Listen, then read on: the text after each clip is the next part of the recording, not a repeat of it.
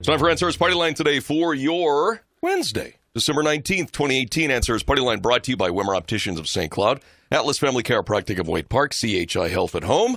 We have the cloudy skies, a temperature right now of 29, just went up. 29 degrees, winds are calm, humidity at 99%, and we should see a high today of 41 with clouds, 28 tonight clouds. Maybe some snow developing late, and then for tomorrow, overcast and 31. So again, we are at 29 in studio with us on this Wednesday morning. We have a representation from the Soil and Water Conservation District. We have Administrator Dennis Fuchs, Project Management Supervisor Nate Hylla, and also Nutrient Management Specialist Mark Lefebvre, all in studio with us. Good morning, everybody. Good morning. Morning. Boy, you guys, if you, I apologize that it's the radio, because if this was TV, you could see all of these gentlemen in their wonderful Christmas attire. Yes, isn't it wonderful? This is Dennis here, and I got a little bit of a cold, and I asked Randy if he had any blackberry brandy to help me, but it sounded like no, he doesn't. He's fresh out here. Somebody else must have had a cold here. And you sound like a farmer here in the area. You sound like Santa Claus almost. I just cleaned out the grain bin, that dang dust. You look like Santa Claus. Yeah. I feel like Winnie the Pooh with his sweater kind of in my belly button sticking out underneath it. Can you give us a visual of what you're wearing right now on the radio? Well, maybe, Nate, can you tell the Yeah, listeners he's what got. If you've listened to this show before, you've heard Dennis meow several times. Yeah. That's kind of his Meowy trademark. Christmas, But it every- says Meowy Catmas. And there's a picture of two cats. One has reindeer, and the other one has a Santa hat. Oh. And I suggested to Ross Riefenberger, our engineer Right. who purchased it, he should have got a medium instead of an extra large. Yeah. An extra large, I just wanted to let the listeners know, is a little tight. You have a very attractive belly button. That's all I have to say. Is there any lint in there? Is there any lint in there? I'll take a look. Nate, you're dressed almost too well, Nate. You've got the nice tie on and everything else. Yeah, well, thanks. You look very nice. A special day today. So. We'll talk about that. Mark, you're kind of a combination of looking good and looking bad. looking extra ornamental, I guess you might say. I don't know. Yeah, I've got some scratchy stuff on my sweater, and with the ugly sweater contest, we'll see if it's between me and Dennis, I guess. Yeah. So everybody is dressed like this in your office today? Or? Yeah, good chunk of us, yeah. I was lucky that Ross picked this out for me, and I think it's just perfect. Oh, you wrote that down before the show, didn't you? A little preparation. What's the prize for the best or the worst? I don't know, whatever outfit they choose. Yeah. I think it's a gift card or Is something it? like that. I thought Well, they had bragging rights, I think. Well, yeah, that's And pride. bragging Pride. rights? Yeah, Oh, pride. pride. That's the best prize. I'm thinking maybe we should have an opportunity to bring them to Chasm and show Brad what the winner looks like. I think that would be kind of as long fun. as it's not one of us three. Yeah. Because you already Yeah. saw us. Yeah.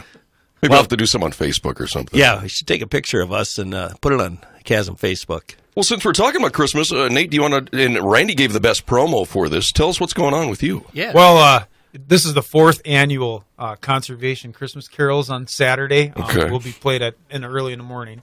I started this about 4 years ago, and I did it just with no music, no background music, and it was terrible. So the second year, I'd asked somebody to participate with me, and it's kind of snowballed into, I think we've got 10 this year that are singing as part of this, and it's a great promotional activity. I think we posted it on Facebook a few years ago, and we Okay. had thousands of hits versus, your Nice. average 50 hits. So Yeah. it accomplished its goal. This year, we've got 5 songs, and I'm just going to give you a little sneak peek into the titles. The first one is called Engine Nerds.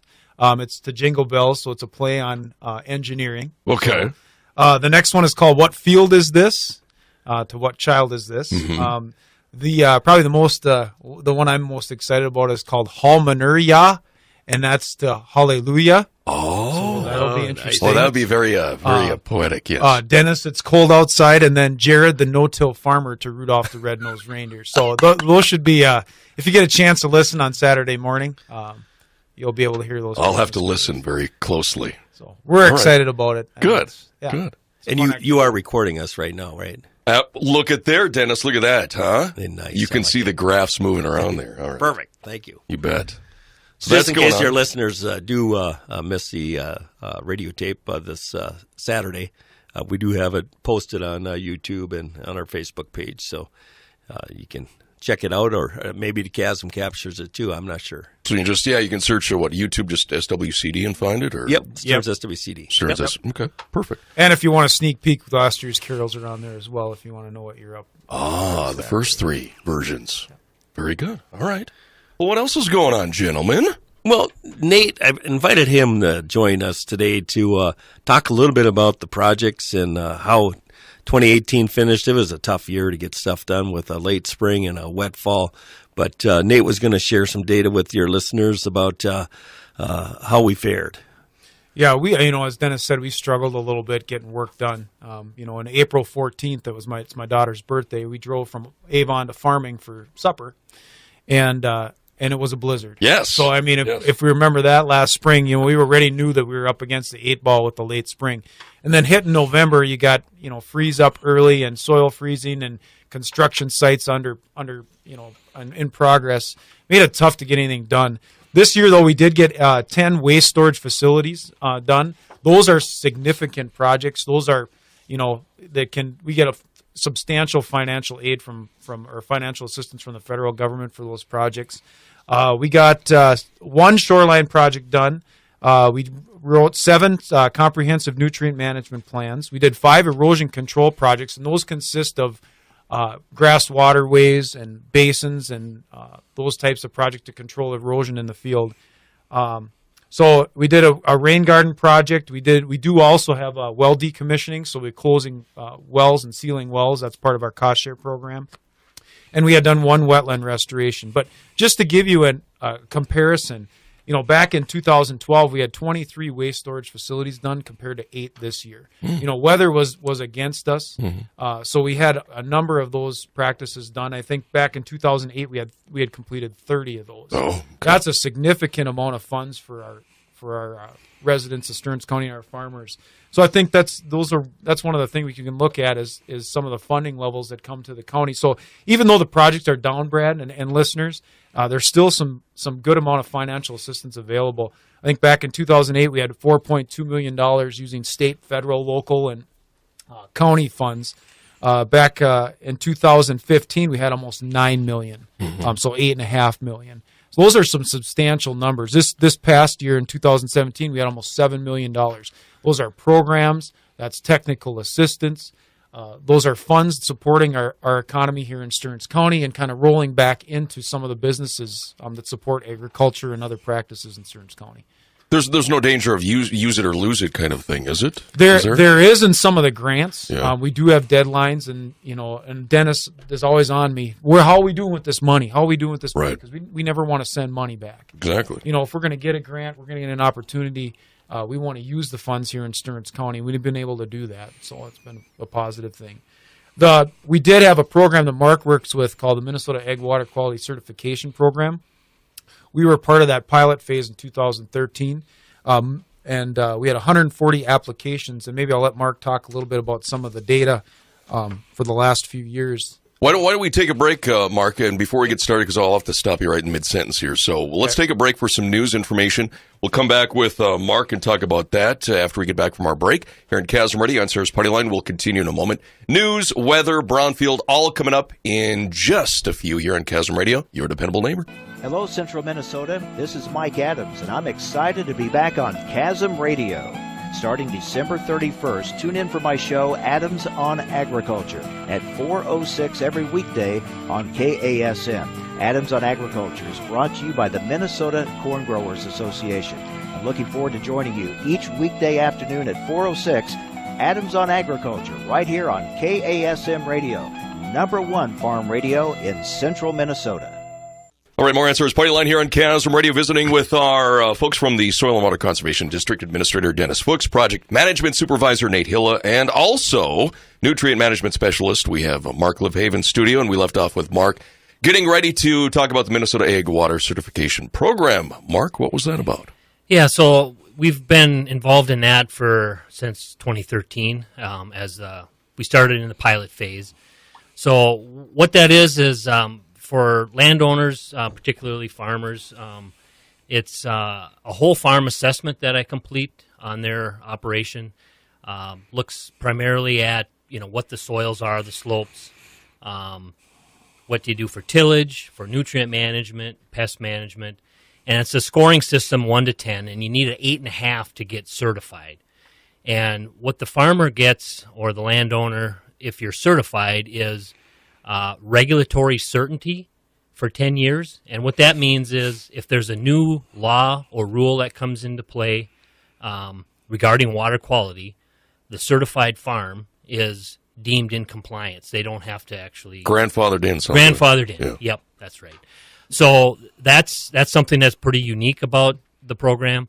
The other thing I think that probably more certified farms have told me that they, signed up for it is for the recognition and to be like proactive, because it's saying that they're doing everything, from science that's available, to help prevent runoff, and affecting water quality for what they're doing for management. So it's a way to be proactive, and I think that's probably one of the bigger benefits of it.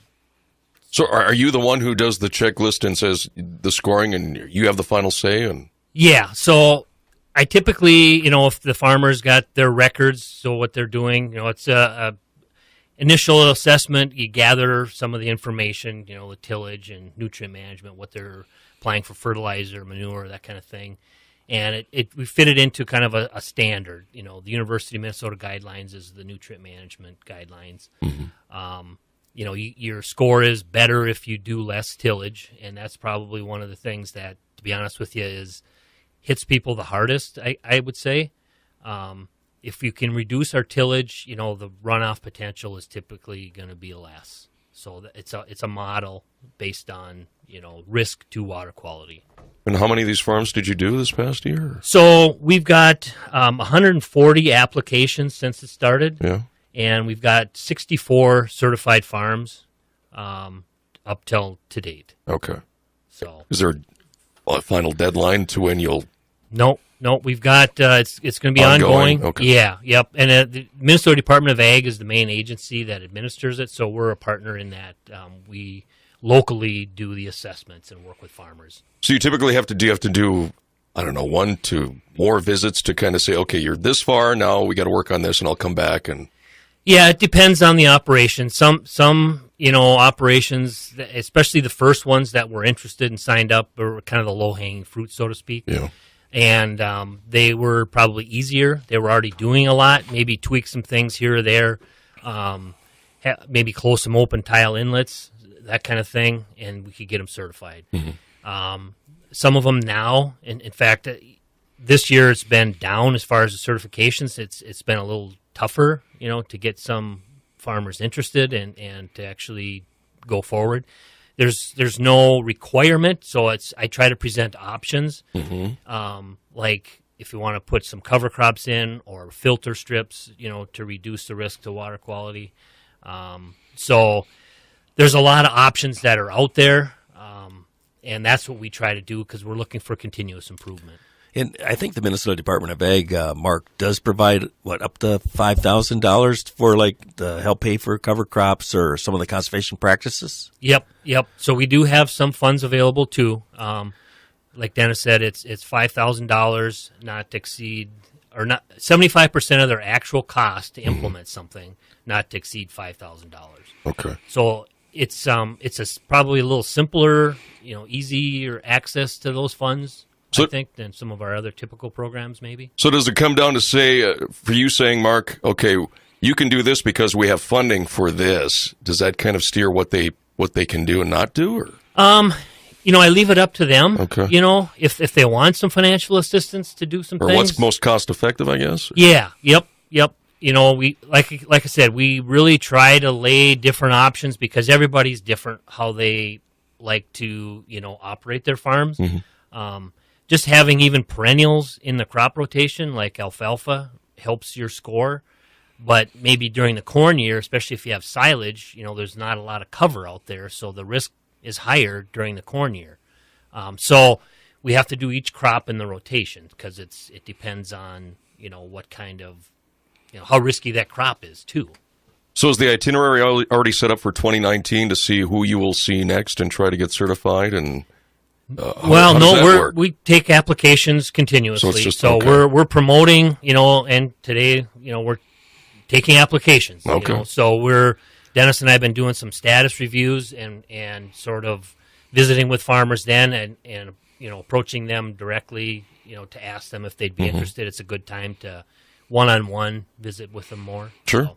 Our SWCD board is also exploring incentive options for farmers to participate in the Minnesota Ag Water Quality Certification Program. We just had our board meeting yesterday, and they're very excited about the program and are looking at ways to provide additional incentives to get people certified. So, signing up isn't good enough. You got to get certified. You got to hit that score. You actually got to have some water quality improvements and get there. And you're listening to my throat. You're probably going, God, you should be talking a little bit about that 3rd Street beer that you give them too when they get certified. I could use some Minnesota Gold right now. Yeah, there is that would help. bonus that you had mentioned, right? Yeah. Is that still going on? Yes, is that gonna 3rd run? Street Brewery is a tremendous supporter, along with our local Pheasants Forever chapter. The Pheasants Forever chapter provides a hat to every farmer that gets certified, and then also 3rd Street Brewery provides a 12-pack of silos, the 16-ounce cans of either Minnesota Gold or Minnesota Gold Light, and sometimes they bring in other product too. But typically it's those because you're setting the gold standard in protecting our water resources. Meow. Some perks. Some perks. Good.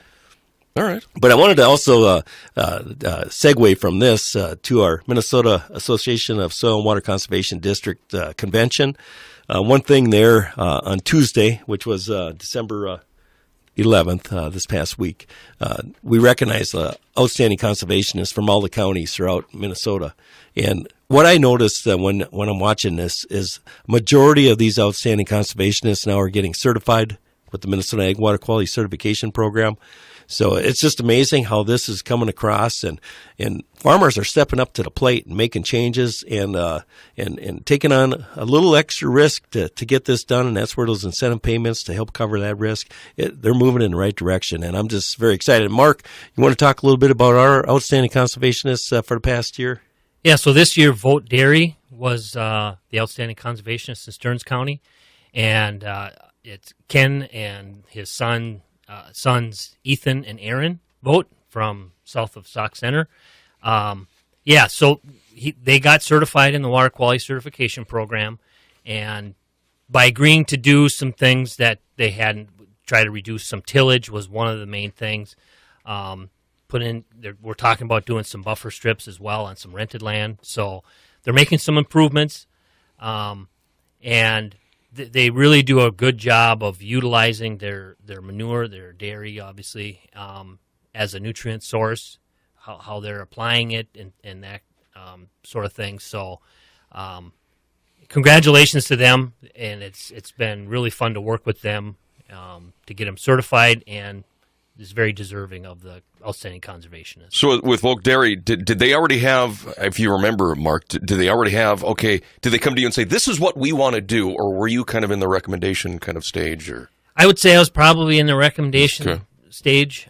They had, they're doing a lot of things on the nutrient management side. Tillage was probably what I had talked to them about, the most, to try to see if we could tweak that a little bit to reduce the risk of to water quality from that side of it. Is it pretty obvious in this example or any other farms you visit what they need to do, or is it something where you have to kind of scratch your head a little bit and say, okay, let's see now?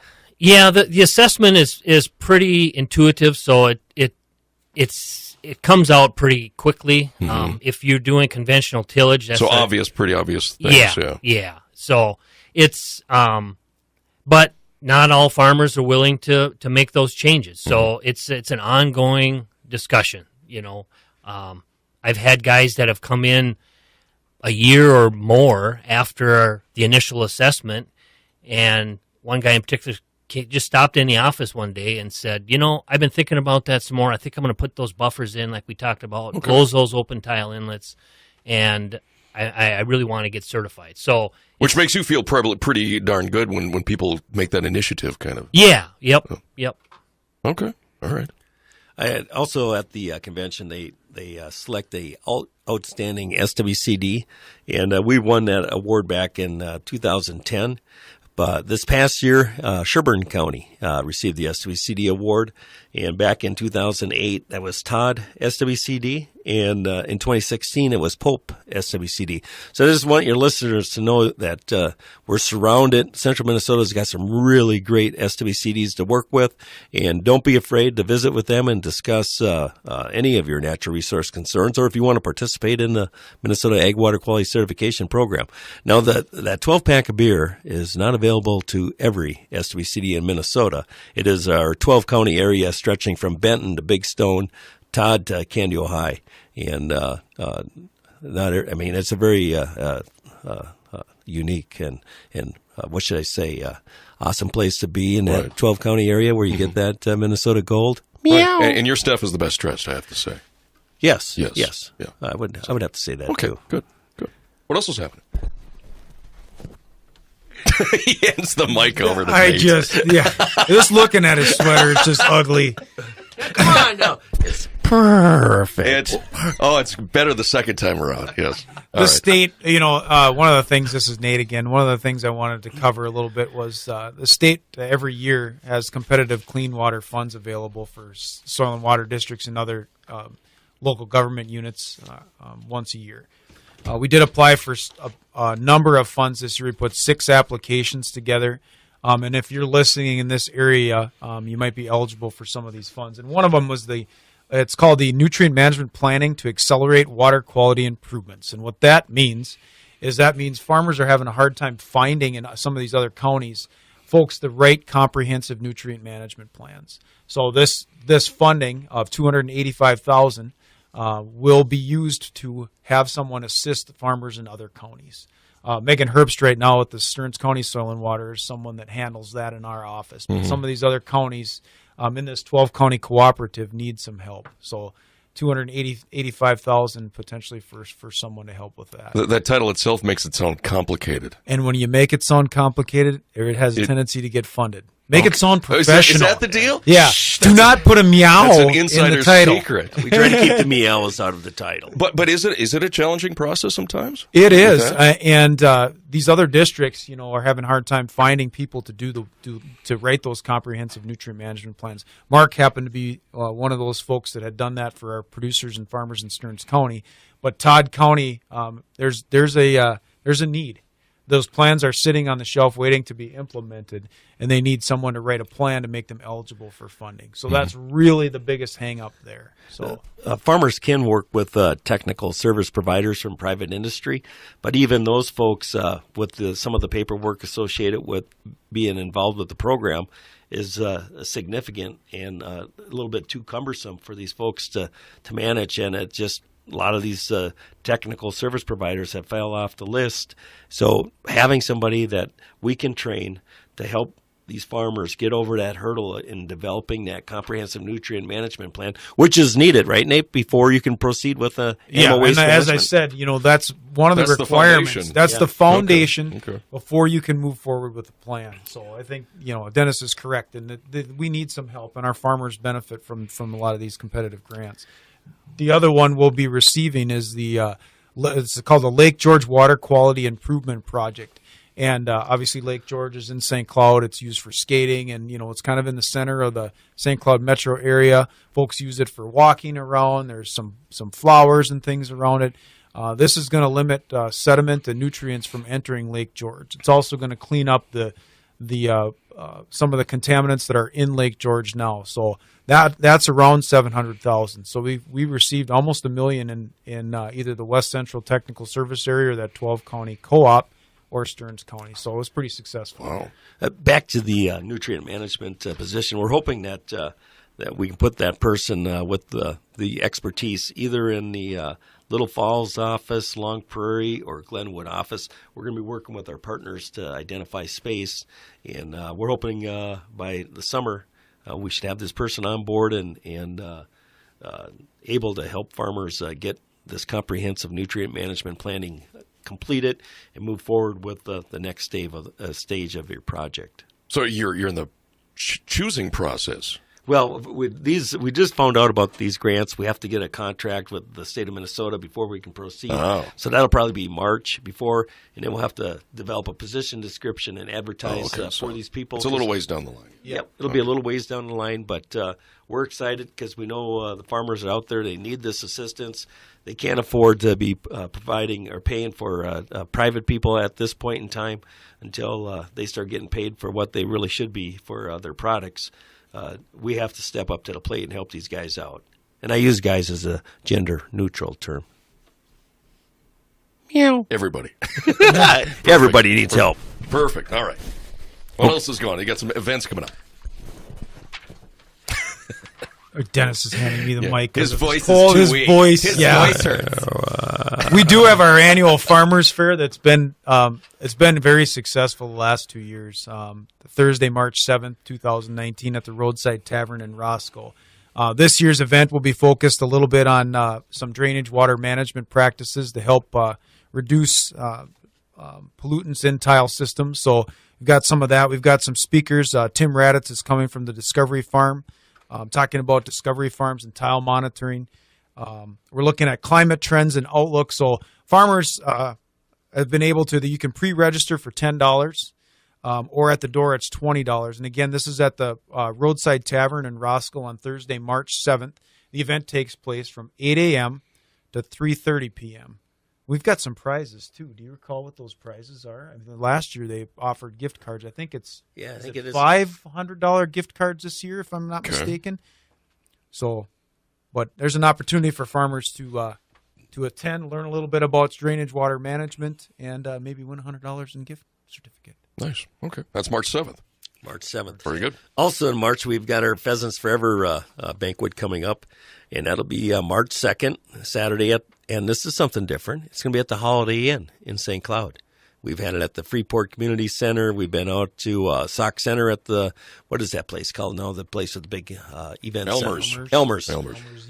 And we also been to Gorecki Center at St. Ben's, but this year we're going to bring it to St. Cloud and have it at the Holiday Inn.